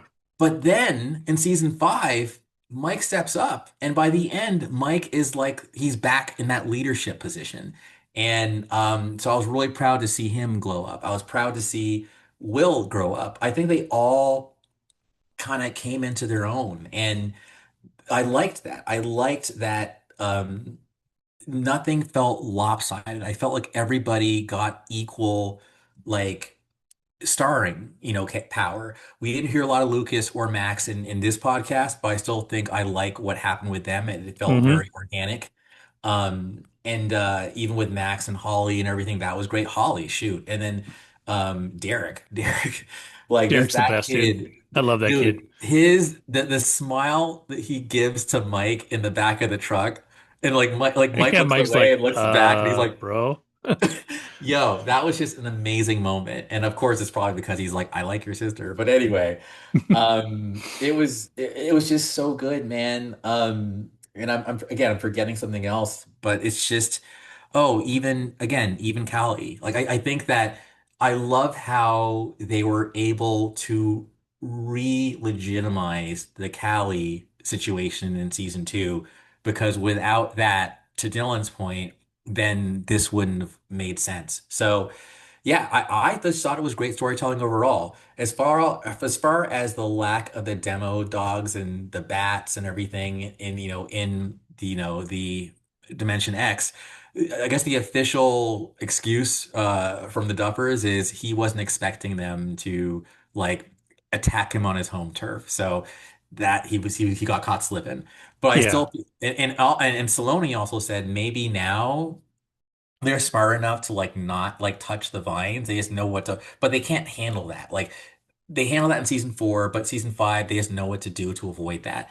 But Yeah. again, the bats came and killed Eddie. So I don't know why the bats didn't come around this time. But again, and then also I love that Mia said, yeah, it's true that the fight felt a little like too easy, Yeah. but anyways, that's my last critique of it. Overall, I'm very happy with the way it ended. Everything I said negatively in the last episode about how I was going to have it end in season four in my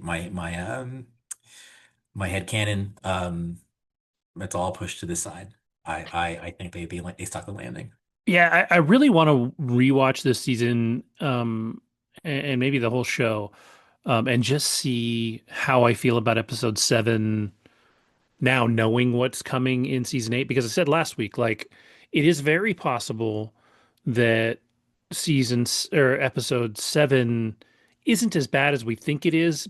It's just because we have to wait to see what's happening in episode 8, right? Like, everybody wanted something from this final season, and I obviously not everybody got it, right? Like, we definitely um had different takes on this, and things went ways that people didn't want. People, a lot of people wanted Steve to die. A lot of people didn't want Steve to die. I do think the random cut to black commercial break was a little cheesy with Steve. Like, if this had been another thing, they would have just cut away and done another scene and then come back. Like, but like they faded to black and then they just sat there. And I was like, bro, this is taking too. Like, I literally looked at my son. I was like, are we going to commercial? Like, what are we doing? I just thought it was beautiful. I'll tell you why I thought it was beautiful because I felt like I think a huge part of what makes this show work is the Duffers actually listen to the fans. And I think it's the same way Feige listens to the fans. I feel like the fans make your show. And if you actually include them in your creative process, to me, it's not fan service. It's an organic dialogue between you and the people who make your show as successful as it is. And I think, and I mean, I even saw like posts online. I think it was like, forget who it was, but it was a publication. Maybe it was I don't remember who it was, but they were like, if Steve dies, we riot. I remember that happened. That was posted like within hours of it. So I think, and they even mess with, like, I think they even like knocked Steve off of a table, I think on like the Tonight Show or something. Yep, yep, So it's like they knew they were messing, they were trolling us. And I think yep. that is just hilarious that they trolled us with that. So I was okay with it. Yeah, the one thing that I will say too, I wish they hadn't said what they said, because they said, I guess they were right about the finale, but they said that the it was going to be a dark Christmas. And I said this last week. Yeah. Like, I just didn't feel like No. this episode lived up to what they or not this episode. Those 3 episodes lived up to kind of how they pitched them, right, to us as fans. Now, the finale, they said it was going to be emotional. There's going to be a lot of tears. I get that. Super emotional finale. Great job. Sure, it was a little corny. Like I said, I think, the speech at the high school was great. Like, it was great. It was a very Homage to Eddie, well, not right? just that, but it Oh, had a very, like, almost like Breakfast Club awakening vibe. Like, and so it worked. But it was, I mean, it was just a touch cheesy. Like, he's just like the, it's just one of those things. In real life, they wouldn't get that far. Like, the principal would be smacking that kid upside the head with his diploma and yanking him off stage before he could say anything. But it was fun. Like, it worked. It was fun for the show. It works in the theme of the show. I'm not really complaining about it. It was just, everything was just sweet at the end. But I oh do yeah. love, and I don't remember which one of us said it. I know it wasn't me. But how, I think maybe it was Dillon that said, when he walks up the stairs and turns around and all the kids Yes. are sitting there, this is him. This is Mike specifically walking out of childhood, right? Yes. And looking back and seeing the legacy that he left behind, and these kids that, just like Dustin said, in another lifetime would not be close. Like, none of them would be close. But now you've got all these kids together. I love that the one, like, kind of snotty girl, she's like, "You told me this wasn't going to be nerdy. This is nerdy." And she's like holding up one of the D&D characters, and Holly's like, "Yeah, well, I'm the DM because it's my house." And, like, it was a lot of fun. And I think I think it was a nice send off, and I think I I know people don't like. There's definitely people out there that don't like the 11 thing. Like they wanted something more definite. But I don't think there's a right way. Number one, I don't think there is a right way to end this entirely, because it's so big. Like you're not going to satisfy everybody, so you got to go with the thing that works the best. And I think this did. I think leaving that open to interpretation is brilliant. I think even though I don't consider this a horror show, a lot of the best horror films end with something that leaves you wondering what's coming next. Like go back to Carrie, when the hand comes out of the grave at the end. You got Pet Cemetery where he buries his wife in the very end. She walks in. The book does it better. Like you hear a door open and she whispers, and that's the end of the book. But some of those best things that like they leave you with something that you've kind of got to move the story forward in your head.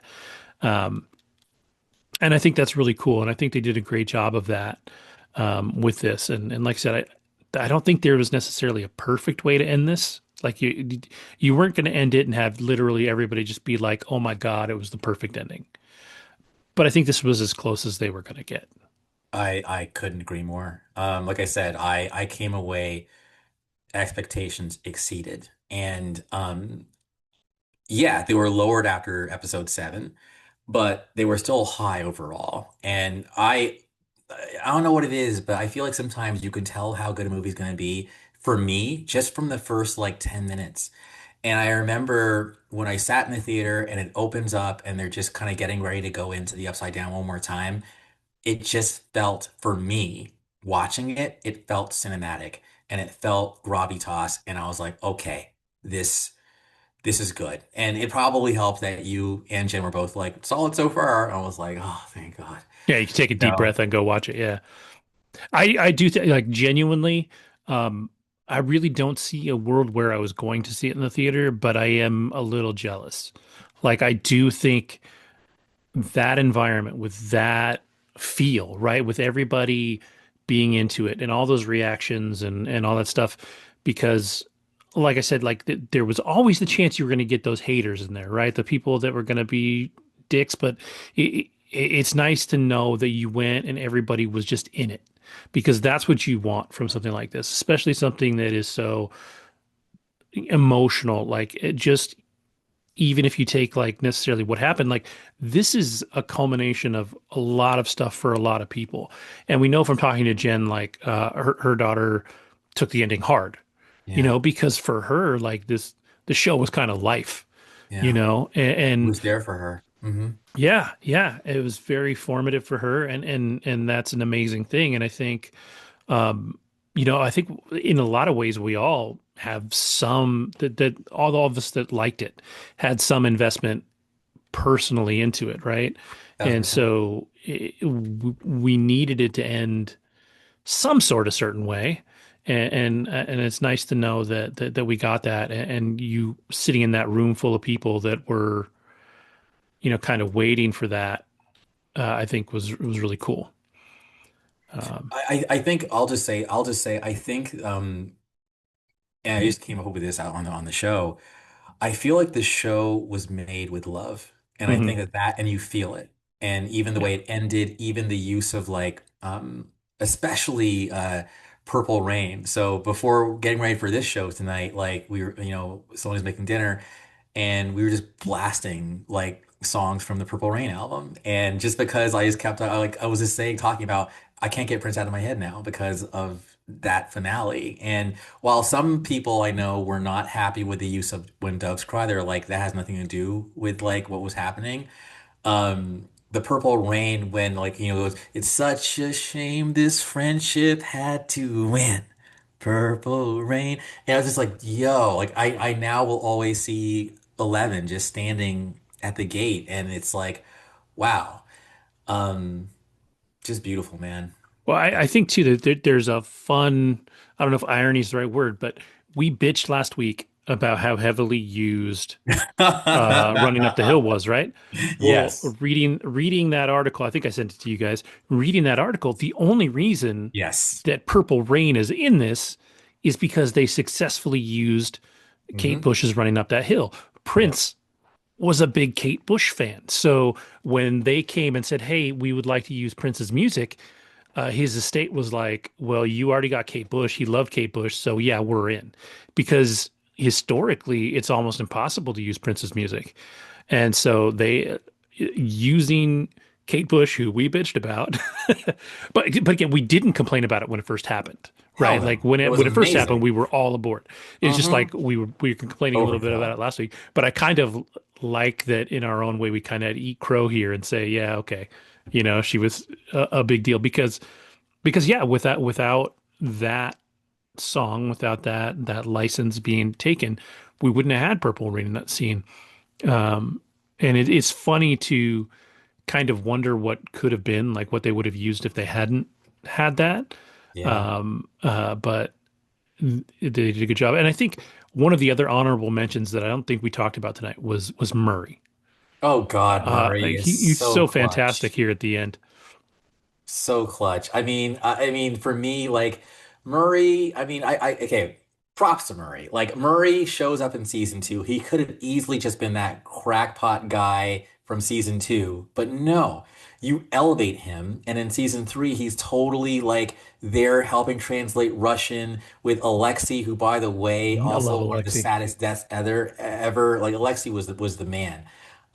And then in season four, he's going to Russia. Like I mean not Alexi. Murray is just he's hilarious, but he's loyal. And he's like so many things would have gone wrong had he not been there. And I Hmm. think that his last great action was throwing that Yep. grenade or at the chopper, the Huey.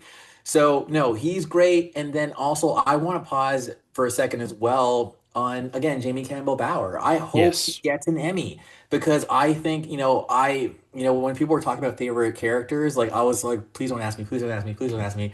But honestly, maybe I have like a bit of a villain, a soft spot for villains because again, for Lost, I loved forget his name Ben. already, but Ben. I love Ben. I love it when villains. I think they always talk about how a hero's only as good as their villain. So I feel like, another reason why I love season four so much is because that's when Henry shows up. And I just think he was so great as his creepy orderly. And then all of a sudden you find out he's like mad evil. I did notice he gets rid of his eyebrows. I think that's how he looks so evil when he's like evil, evil. But his acting is next level. Oh, So he is this season for me especially just kind of cemented him. And I think I kind of slept on it even in the early parts of the season. But in this last episode, I mean, he was incredible. If he doesn't win an award, I hope this at least leads to some bigger roles for him, yeah, and really kind of launches a bigger career for him because he was really amazing. And there was something out there about how for all the kids, for his 12 kids that he took, he autographed a copy of A Wrinkle in Time for all of the kids and put a line in there that he said. I forget what it was. It might have been different for each kid, but he had like a line from the movie, and he even signed it Henry and then signed his real name underneath.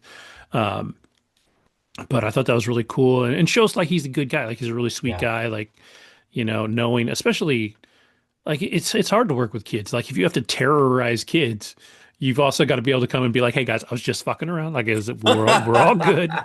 I love you guys." So yeah, definitely fun thing there. And going back to Murray really quick, somebody said, and I saw this. I think they said that the biggest winner in all of Stranger Things is Murray, because when he shows up, he's a conspiracy theorist, and what happens to him? He gets to live the biggest conspiracy possible, make it through the whole thing, experience the whole thing, and survive at the end. Like he gets to walk out with that story, whether he can tell it, whatever, like he got to do it. Um, but yeah, I think, yeah, there's a lot of understated performances. The one performance that I think just didn't friggin' matter was Linda Hamilton. Like I Hmm. was so hyped for that to be her. And yeah, I mean, she had the gravitas when she was being crazy or whatever, but like that could have been anybody. And I don't see them using her in any kind of spin-off because I don't see this particular story moving forward Oh no, from it's done. here. Like this is done, right? So, we had the cute nods, like him going to become the sheriff of Montauk was great. Like I thought that was a nice little thing that they threw in there. Um, but yeah, it's just it could have been anybody. It felt like putting her in there was more of a stunt casting than it was necessarily meaningful. Um, The only thing I she can did a think good of, job, but yeah, she did a good job, but she was so unlikable that mhm. I was kind of like, yeah, I don't know, man. I actually don't. I kind of unfairly hate you, kind of like Joffrey in Game of Thrones. Like, Yeah, yeah. yeah, like I really hate your character. You're Yeah, I actually wanted worse her to than like them. I genuinely wanted she I wanted her if to there was a die. character that I wanted to die, it Yes, was hers. we I was said like, that in the you're last just a real episode. bitch. Yeah, you Like, need to go, dude. yeah, Kind of like the jock in season 4 when he got cut in half. Yo, that was so yeah, satisfying. yeah. Um, all right, but one thing I do also want to say really quick is I love, and maybe this is my own headcanon, but 84 has always been a banner year of the 80s. And the Duffers are born in 84. Purple Rain was dropped in 84. Linda Hamilton really blew up in Terminator, which came out in 84. And I'm pretty sure, if I'm remembering correctly, that season one, does that take place in 84? Or is it Um, 83? it must be 83 or 84 because They're class of 89 is 89, is when they yeah. graduate. And they weren't in high school in the beginning. But they were But close. either way, either way, there's something about the year 84 that I thought that was pretty interesting. And yeah, November 83, but still that's close enough to That's yeah, it's 84. pretty damn So close. yeah. So yeah, I just think that something was going on there too, with 84 kind of being like a pivotal year for just everyone involved. At least the adults. Yeah. But yeah, man. I think we've done a pretty good job of like you know, doing a special edition episode Yeah. for Stranger Things. So to go back to your question, because I don't think you actually answered, what would your order be of seasons now? Oh yeah, that is a good question because I season 5 was pretty close to being put in the bottom. Okay, well, I'm still gonna be, true to myself. Season 4 is still my favorite. Season 1 is my second favorite, but not by like it's like season 4, then season 1's like right there. Then I think sorry, I still got to give it to season 3, then season 5, then season 2. Because I feel like even though the finale was phenomenal, um, I feel like season 5 was just more about tying everything up, like all the way through. Whereas I feel like each other season had its own identity. Like season 1 Hmm. again, like the mystery, like, right? And season 2, like possession getting darker. Season 3, nostalgia, mad dark.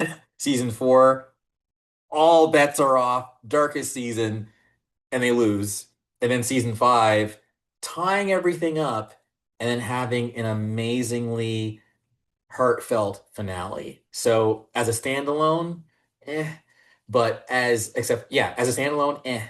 But I think the other 4 seasons as standalones have an identity. They all have Yeah. their own kind of flavor. That's my take. Yeah. I think I would go 1-4-5-3-2. Nice. Um, and I put five higher kind of for the same reason that I put Endgame over Infinity War, not because it's necessarily the better, but because it does tie up the things that it was supposed like it does the thing it's supposed to do. Um, and does it really well. I think um I like season 3. I definitely like I said it when I started my rewatch. I said like season 2, it's not that it's a bad season. Like every season is good.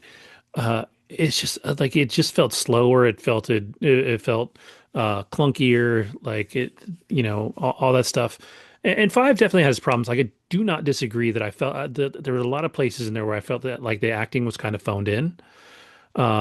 And I don't know how that got through and how they let that go, but it just didn't quite have, the feeling that it did. Again, I do think Noah's performance in episode 7 for the criticism that the coming out scene does get, he was incredible.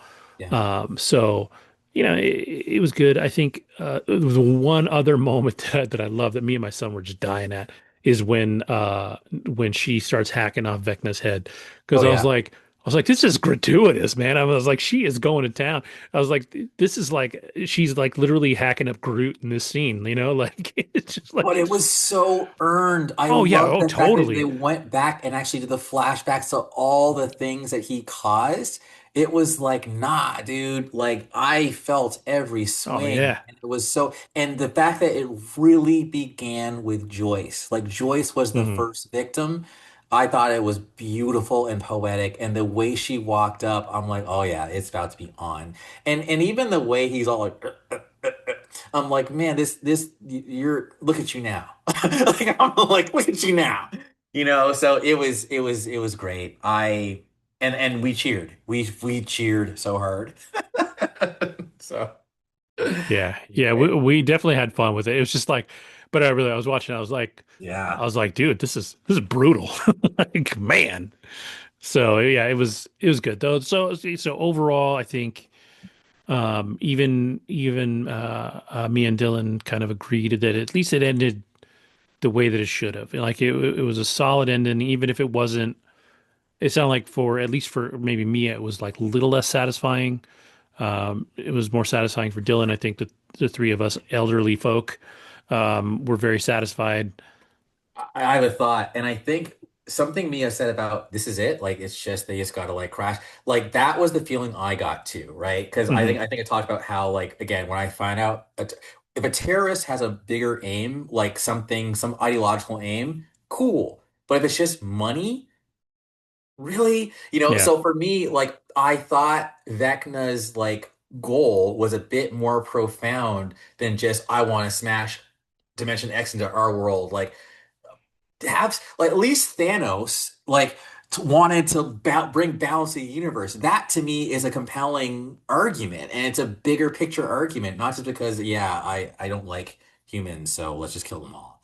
Like I so, think I feel too. like I was thinking because I actually rewatched the show this morning before we record, so we rewatched the finale, and part of me wishes. And I don't know how they would do it. Like this is just a blind wish that we could have had an idea of what would have happened if Vecna won. Like right, what does it actually mean that he's trying to do this? yeah, Right? Was he trying to destroy our world? Is he trying to invade our world? Like what is the end goal of these two things crashing into each other? yeah. Right? Because they're just like the two worlds are going to collide. And I'm like, but what does that mean? And I don't like I don't know, like I don't have a good idea yet of how I would do that. Like, would it be someone's like flash forward imagination, something? But like, what were the real consequences of this? Like, I know we didn't want them to do it. Like, we don't want to screw up our world. So, like, our heroes, I I don't even know how understand you their could have angle. done it. You could have done it like again, I keep going to the MCU because I think they're the gold standard for this kind of thing right now. Kind of like how like whenever Wanda would touch people, they'd have visions of like the future. Like I think it could have been Will. Will could have gone into Vecna's head and had the vision, or even they could have walked around in like his future vision of what the Yeah, world's going to be. That would have been great.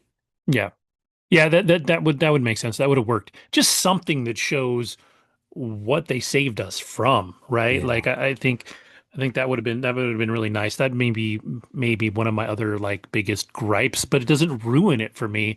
It's just like those stakes never quite made sense as far as what our bad guys' end goal was. I know our heroes obviously their goal was to not have that bad thing happen, but we don't know how bad it would have been, how bleak it would have been, you know. Another missed opportunity is for me, whenever I saw Nancy with that curly hair and being all like badass Rambo, I Yeah. kept thinking of Jennifer Grey in Red Dawn.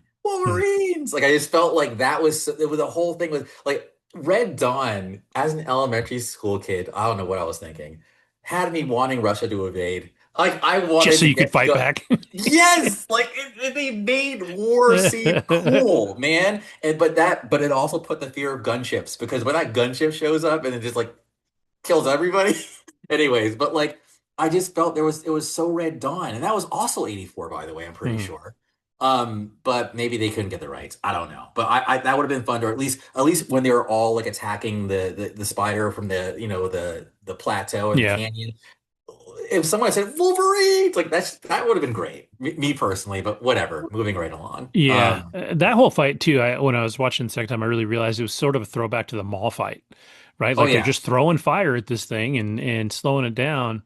Um, and it did. I mean, it did take killing Vecna to do it, which that whole scene was very MCU too. The fight inside, Oh, like, and also the way 11 penetrates like the spider reminded me a little bit of Mikasa getting in to kill mhm. what's his name? Aaron. Like it's just like it's like the end battle, the boss battle, it's so huge. And she just like goes in inner sanctum and then like takes him out. Like it was kind of cool. And even the way it looked organically inside reminded me of Yeah, like the head of the I had to throw AOT in there somewhere. yeah, yeah.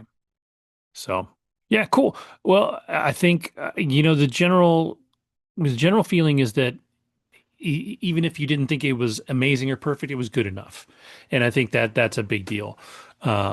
This was not something that I think was going to easily stick the landing, and I think they stuck it as well as they could. I think my comparison that I made in our chat before the thing started was we're kind of in Carrie Strug territory, right? Like we're kind of limping into this thing, and to make that perfect landing, it was not easy. Um, but overall, I think we enjoyed it. I think for anybody watching or listening, I'd be curious to see anybody else's take, what you feel about it overall. I know Leah was kind of dragging getting into this thing, so I'd be curious to see what she thinks here about the end of it. Um, but yeah, really solid finale. I do think I'll probably rewatch the whole show sooner rather than later. Wow. Just to do it again and see how I feel about the ending after kind of cramming it more together. Although I crammed it together pretty well coming into season five, but overall, I think it's something that was a solid experience, and I'm at least curious for a spinoff. I don't know that I need one, and part of me worries that if they do one, like, are they going to tarnish what they put out this time? But as long as it's done right, as long as it's good, I'll be excited for it. So Yeah. cool. Well, with that, I will say thank you to everybody for watching. Thank you for watching Stranger Things on behalf of the people that I do not know who are the Duffers. But yeah, thank you for watching. Thank you for listening. Have a great week, and we will see you next time.